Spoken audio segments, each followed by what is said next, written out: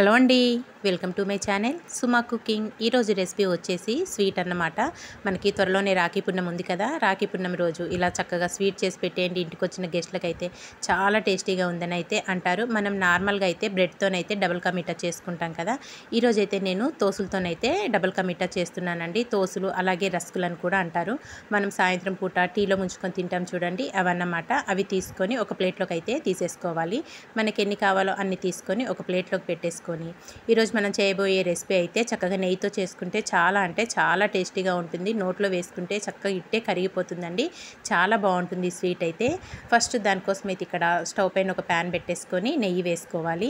నెయ్యి కొంచెం వేడయ్యాక మనం తీసుకున్న ఈ తోసుల్ని 1 by 1 ఎన్ని పడతాయో అన్ని ప్యాన్లో వేసేసుకొని మంచి కలర్ వచ్చేదాకా ఫ్రై చేసుకోవాలి. ఇవి ఆల్రెడీ మనకి క్రిస్పీగానే ఉంటాయండి. ఈ తోసులు అనేటివి మనకి ఇలా ఫ్రై చేసుకోవడం వల్ల మరింత క్రిస్పీగా అవుతాయి అన్నమాట. మంచి కలర్ వచ్చేదాకా రెండు వైపులా ఫ్రై చేసేసుకోవాలి. నెయ్యి ఒకేసారి వేసుకోకుండా కొద్దిగా వేసుకుంటూ మనం తీసుకున్న తోసులన్నీ ఫ్రై చేసుకోవాలి. చూసారు కదా, ఇలా మంచి రంగు వచ్చేదాకా ఫ్రై చేసుకోవాలి. మన బ్రెడ్తో చేసుకునే దానికంటే కూడా చాలా టేస్టీగా ఉంటుందండి. ఈ తోసులతో చేసుకుంటే మటుకు చాలా సింపుల్గా ప్రిపేర్ చేసేసుకోవచ్చు. చక్కగా రాఖీ పండగకైతే ఇలా స్వీట్ చేసి పెట్టేయండి, చాలా బాగుంటుంది. సింపుల్గా కూడా ప్రిపేర్ చేసేసుకోవచ్చు, ఎక్కువ టైం కూడా పట్టదు మనకి. ఇక్కడ ఫ్రై అయినవన్నీ ఒక ప్లేట్లోకి అయితే తీసేసుకోవాలి. మిగతా ఉన్న తోసుల్ని కూడా కొద్దిగా నెయ్యి వేసుకొని ఇదే విధంగా మంచి కలర్ వచ్చేదాకా ఫ్రై చేసేసుకోవాలి. ఇక్కడైతే నేను తీసుకున్న తోసులన్నీ చక్కగా నెయ్యిలో ఫ్రై చేసేసుకొని ఒక ప్లేట్లోకి అయితే తీసేసుకున్నానండి. ఇవి కొంచెం చల్లారుతూ ఉంటాయి మనకి. చూసారు కదా, ఇలా మంచి కలర్ అనేది రావాలండి. చూడటానికి చాలా బాగుంటాయి, చక్కగా క్రిస్పీగా ఉంటుంది కదా. తర్వాత ఇప్పుడు ఇవన్నీ ఒక ప్లేట్లోకి తీసేసుకొని పక్కన పెట్టేసుకున్నాక ఇప్పుడు స్టవ్ పైన అయితే ఒక వెడల్పు బౌల్ పెట్టుకొని మీ స్వీట్నెస్ని బట్టి షుగర్ అనేది వేసుకోవాలి.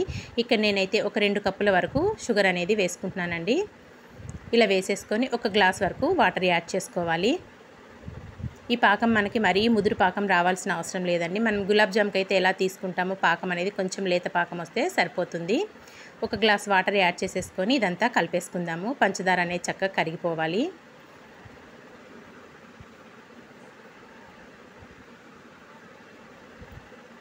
ఇంకా కొంచెం మనకు రావాలండి పాకం అనేది. ఇందులో ఒక 2 నుంచి 3 వరకు ఇలాచీల్ని దంచుకొని వేసేసుకోవాలి. ఆ పొడి అనేది వేసుకుంటే ఫ్లేవరు టేస్ట్ రెండు బాగుంటాయి. ఇదంతా కలుపుకొని మరొక 2 నిమిషాలు మరిగించేసుకుందాం పాకం అనేది. ఇక్కడైతే పాకం రెడీ అయిపోయింది. ఇంక ఇప్పుడు స్టవ్ ఆఫ్ చేసేసుకొని పక్కన పెట్టేసుకొని మళ్ళీ స్టవ్ పైన ఒక ప్యాన్ పెట్టేసుకొని ఒక 2 టేబుల్ స్పూన్ల వరకు నెయ్యి వేసుకుందామండి. నెయ్యి కొంచెం వేడయ్యాక దీంట్లో కొద్దిగా జీడిపప్పు అలాగే కొన్ని కిస్మిస్లు వేసేసుకొని చక్కగా ఇవి ఫ్రై చేసేసుకోవాలి. మీరు కావాలి అనుకుంటే ఇంకా బాదం కూడా వేసుకోవచ్చు. నేనైతే ఇక్కడ జీడిపప్పు అలాగే కిస్మిస్ వేసుకొని చక్కగా దోరగా ఫ్రై చేసేసుకోవాలి. ఇలా అన్నీ ఫ్రై అయిపోయినాయి అన్నీ ఇప్పుడు ఒక పక్కన పెట్టేసుకుందామండి. ఇంకా స్టవ్ ఆఫ్ చేసేసుకొని ఇక్కడ వచ్చేసి మనం పాకం ప్రిపేర్ చేసుకున్నాం కదా, పాకం అనేది కొంచెం గోరువెచ్చగా ఉన్నప్పుడు మనం ఫ్రై చేసి పెట్టుకున్న ఈ తోసులన్నీ వేసేసుకోవాలి. పాకం చల్లారితే కనుక మళ్ళీ కొంచెం వేడి చేసుకోండి. కొంచెం గోరువెచ్చగా ఉంటే ఇలా వేసుకుంటే మనం వేసుకున్న తోసులు అనేటివి చక్కగా పాకాన్ని పీల్చేసుకుంటాయి. ఇలా వేసేసుకొని ఒక 10 నిమిషాలు పక్కన పెట్టేసుకోండి. పాకం అనేది చక్కగా పీల్చేసుకుంటాయి తోసులు అనేటివి.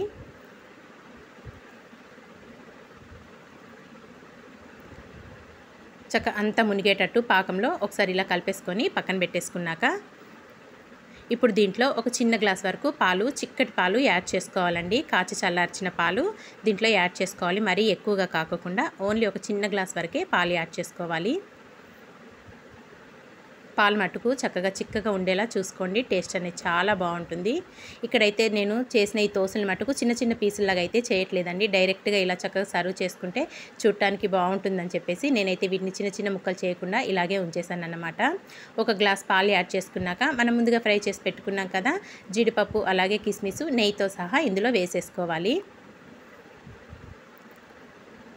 ఇలా ఇదంతా వేసేసుకొని ఒక 10 నిమిషాలు మూత పెట్టేసుకొని పక్కన పెట్టేయండి. మనకు వేసుకున్న పాలు అలాగే మనం వేసుకున్న చక్కెర పాకంలో చక్కగా పీల్ చేసుకొని తోసలు అనేటివి చాలా టేస్ట్గా, చాలా అంటే చాలా సాఫ్ట్గా వస్తాయండి. తింటుంటే ఇంకా తినాలనిపిస్తుంది, అంత టేస్టీగా ఉంటుంది. తోసులతో డబల్ కా మీఠా మట్టుకు ఒక 10 నిమిషాలు మూత పెట్టేసుకొని పక్కన పెట్టుకుందాము.